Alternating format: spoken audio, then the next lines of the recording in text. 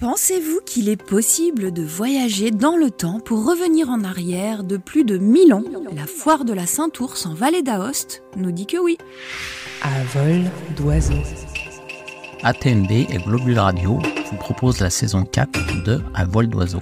Un voyage sonore au départ de Chamonix pour découvrir les trésors et lieux fascinants de la Haute-Savoie. En découvrant la foire de la Saint-Ours, vous saurez que chaque hiver, autrefois, quand le ski n'existait pas, les gens passaient l'hiver enfermés chez eux sans pouvoir faire un pas dehors. Parce que la neige recouvrait les chemins et que les travaux des champs ne reprendront qu'au printemps. Et que pendant ce temps-là, pour gagner sa vie, on fabriquait des objets.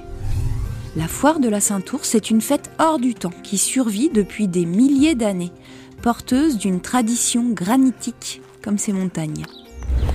On la retrouve dans l'air vif et frais où se croisent les mots en patois et les chants solennels, l'arôme intense du vin brûlé et le bavardage joyeux de la foule en fête qui se répand dans la ville.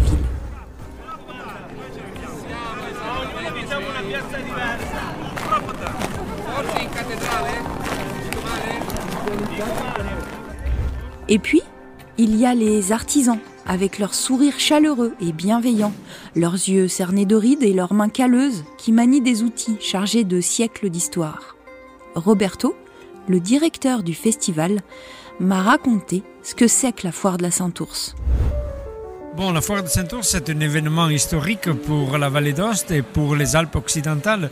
On dit qu'en Vallée d'Aoste, il y avait un abbé, un curé, quelqu'un qui appartenait au clergé, qui, envers l'année 1000, mais c'est un peu de la légende, je ne sais pas si c'est vrai ou pas, qu'il faisait des sabots, des engins agricoles pour les pauvres, pour les gens qui habitaient autour du bourg de Saint-Ours.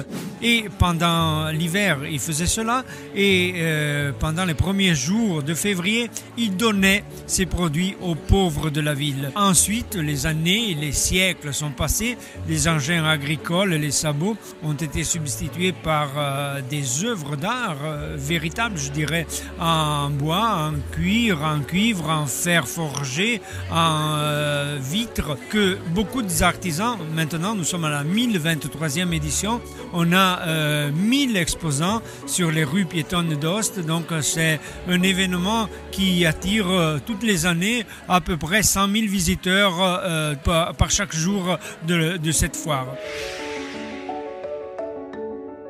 Cette foire se déroule le 30 et 31 janvier. Comme c'est le 30 et 31 janvier, on est prêt à tout.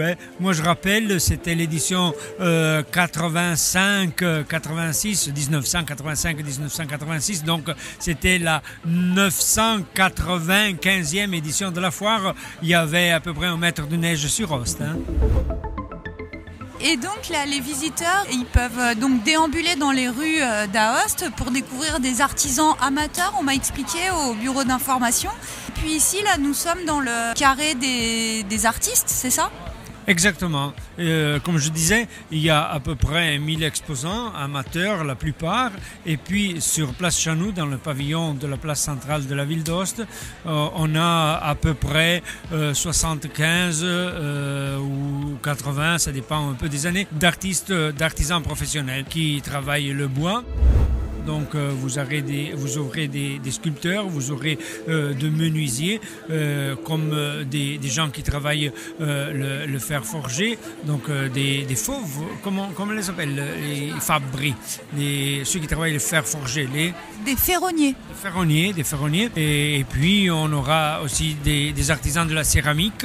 Eux sont des professionnels, tandis que sur les rues piétonnes, on a plutôt les amateurs. Puis on a un autre grand pavillon sur une autre place où les entreprises qui, travaillent dans la gastronomie liée à l'agriculture exposent leurs produits et les mettent en vente aussi. Tous les artistes qui sont ici dans ce pavillon sont originaires du Val d'Aoste ? Non pas seulement originaires, sont résidents au Val d'Aoste parce que, l'obligation qu'ils ont pour pouvoir exposer sur la foire de Saint-Ours, c'est d'avoir la résidence dans la vallée d'Aoste. Donc nous sommes en vallée d'Aoste 120 000 habitants, même pas 115 000 habitants, et nous avons ces 1000 exposants. Donc c'est une grande partie de la population qui fabrique ces objets pendant l'hiver et pendant la foire de Saint-Ours aime les exposer, les mettre en vente à des milliers de visiteurs qui viennent visiter cette foire. Donc c'est un peuple d'artistes. C'est un peuple d'artistes, c'est un peuple de montagnards, un peu comme dans la Savoie. Hein. On est un même peuple. Nous parlions tout à l'heure, nous avons seulement le tunnel à franchir pour ceux qui habitent la vallée de Chamonix, ou plutôt le col du Petit Saint-Bernard pour ceux qui habitent Moutier, Albertville ou d'autres villages de la Savoie. Merci Roberto. Merci à vous et on vous attend pour 30 et 31 janvier 2024 à ce point. Merci bien. À la foire, vous trouverez des produits de l'artisanat valdôtain de tradition, comme les outils, les sculptures et des objets pour la maison. En plus des amateurs, il y a les écoles d'artisanat et les entreprises des professionnels qui exposent leurs œuvres. Vous connaissez la dentelle de Cogne ? 1665. Un bruissement de jupes, des murmures pressés.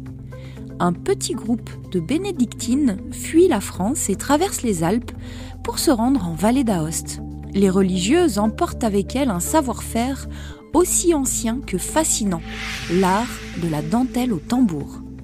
Je me suis arrêtée auprès d'une dentelière de la coopérative Les Dentelières de Cogne au travail. Bonjour à tous, ça c'est la dentelle au fuseau de Cogne. Notre particularité, c'est qu'on emploie du fil de lin et on fait et le motif, c'est tout par cœur. On n'a pas de dessin à suivre. Alors même, on en prend encore maintenant à l'école des 6 ans, à toutes les petites filles. Et il commence avec 8 fuseaux et après tout doucement on ajoute. Et on arrive après au maximum de 88 fuseaux. Maintenant, j'en ai 52. Et je suis en train de faire un col pour les chemisiers des costumes de Cogne.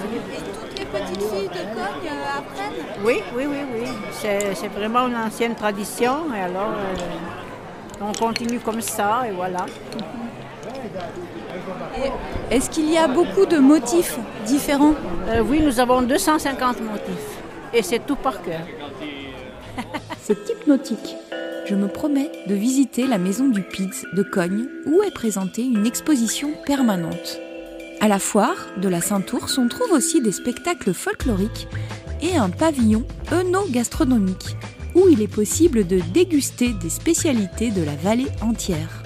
Un des aspects les plus appréciés de la foire de la Saint-Ours est certainement sa convivialité.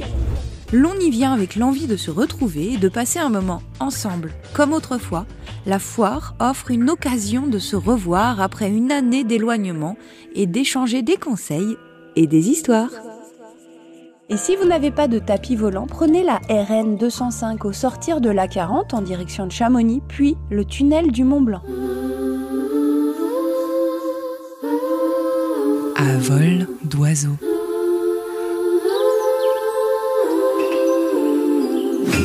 La saison 4 de À vol d'oiseau à retrouver chaque mois avec un nouvel épisode au départ de Chamonix.